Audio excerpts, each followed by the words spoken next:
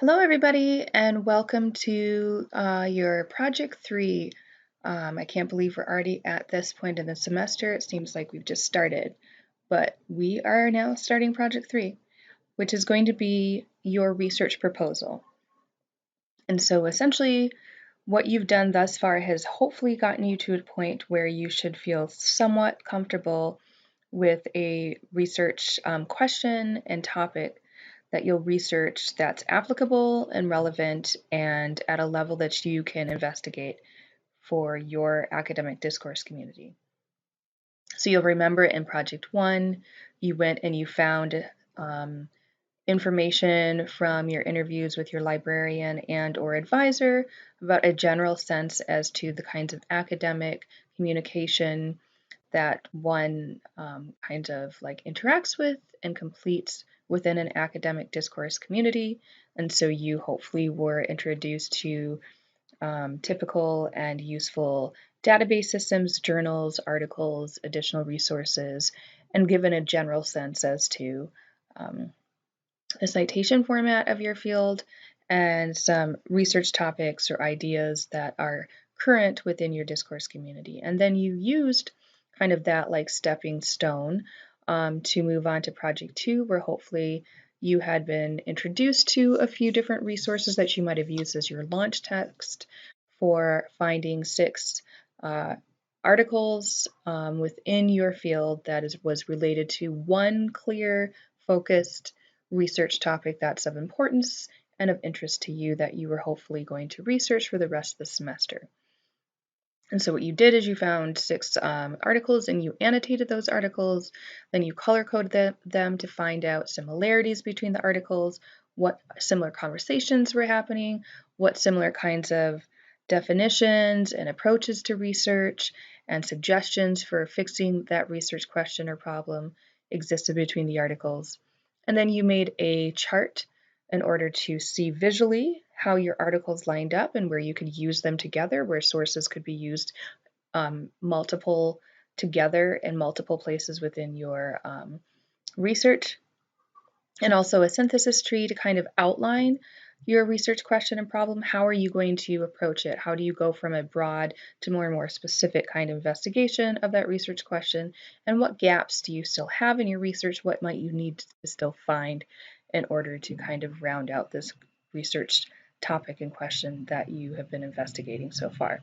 So now, hopefully, you've created a framework or a foundation for the research proposal that you will be writing for Project 3, meaning you found the research, you've analyzed the research, you synthesized it by connecting articles together, and you've hopefully come up with a pretty clear game plan for how you're going to discuss and talk about this research question that you've been looking at for the last so many weeks. All right, so you'll see that in Project 3, as always, the assignments are broken into kind of mini projects that we then use to get to our final project. So the first thing you're going to be doing this week is going to be the introduction. And you'll see that I have kind of an overview of what this introduction should be about, where it is that you draw upon research that you found to kind of tell us what, just very similar to the introduction that we've been following the whole semester. What are you researching? Why is that research important? How are you going to conduct the research, analysis, whatever it may be? And what will be found from doing this type of research, right? And so for the introduction for Project 3, rather than it being a paragraph, we're going to be following a very specific template for your introduction. It has to be followed. You cannot deviate from this template in any way or you will get points marked off. And you'll see it's a page long, about a page long. Okay, as we move forward in this project, you'll see that we'll be writing a literature review and we'll have a few attempts at that with some revision built into that. And then you'll also have like kind of a conclusion. Because this is such a fast-paced course, typically we kind of have a section that's called a proposal where we propose how to fix this research question or problem. But because it's such a fast-paced course in the summer, we kind of just conclude with like a couple paragraphs about here's what I might suggest or here's what I would do if I had more time to try to like fix this issue. Okay, so let's shift over to the introduction template. All right, and so this is listed under the modules for week 6. So you'll be able to look at this. And this is something that I kind of wrote up in order to kind of give you a general sense as to what your introduction should look like, but you'll also see that there's student examples listed as well. And as always, I always give you student examples that have some really great things that are going on and some things that maybe need a little bit of work on, right? And so that way you kind of can think through like where students are usually having issues with and where you might want to pay special attention to. But they are examples that are doing some pretty good things. All right, so like I said, your introduction must follow this template. It must have these headings, and it must have around the same amount of information per heading. All right, so the first section is called the problem and its investigation. All right, so this is your what and your why. Okay, so in the first paragraph, you're going to talk about what is this research question that you are looking at, right? So in this section or in this example, this research is going to be looking at early childhood as being a critical period in children's lives for developing skills for a foundation for their lives. Focusing it a little bit more, early childhood is a very broad topic. So the first 5 years of life is a time. So this is really kind of narrowing down a particular area of childhood development, right? Then it narrows it down even more by saying early childhood education offers the opportunity to explore their world in the context of relationships that allows them to develop, and here we're even narrowing it more down, social emotional skills. So it's been narrowed down to from all childhood development to like the first 5 years. Then it's talking about it in a more narrow sense by early child education, and then even narrow again by social emotional skills, because we cannot talk about every single thing there is to talk about with childhood development, nor can we talk about it in every single context. That's why it's in childhood education.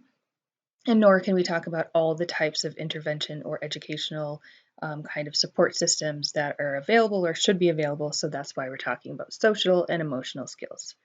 And then young children in early childhood programs who are 3 to 4 years old. Do you see how now I've really even narrowed it down into like a particular group set of cognitive development? Even though we say the first 5 years is really important, which they are, this research is going to look at 3 to 4-year-olds. And it's going to talk about how you can support them to build academic and social skills that they need for kindergarten. So see, it's an inverted triangle. I've gone for very broad, critical period in children's lives from the ages of 0 to 5. Then I've narrowed it down to early education. I've narrowed it down to social skills, and I've narrowed it even more to saying 3 to 4 to get them ready for kindergarten. So very nice, clear, focused. Now, what I do want you to pay attention to is that within this example, you'll see that there are the use of in-text citations, and you'll see that as we move down, we talk about kind of the why portion. Young children who attend early childhood programs are often better equipped with social emotional skills than those who do not attend a program. And here is reference. That should be coming from your Cornell annotations, right? Center-based programs are one type of early childhood environments that offer young children a place to practice these skills. So here I'm talking about a very specific location, a very specific practice, right? And again, you will see the listing of research for that kind of claim that I'm making, and I'm drawing that directly from my Cornell annotations. And you will see that I'm not just relying on one source, right? I've made connections between my annotations.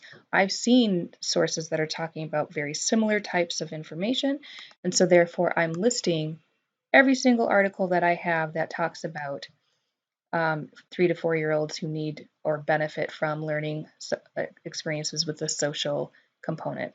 I'm bringing in all of my research that talks about particular aspects about preschool and center-based programs and so forth. So this is what I'm expecting to see from you. All right, so then the second portion of the introduction is the statement of the problem. This is literally your research questions / problem. So it should always start like this.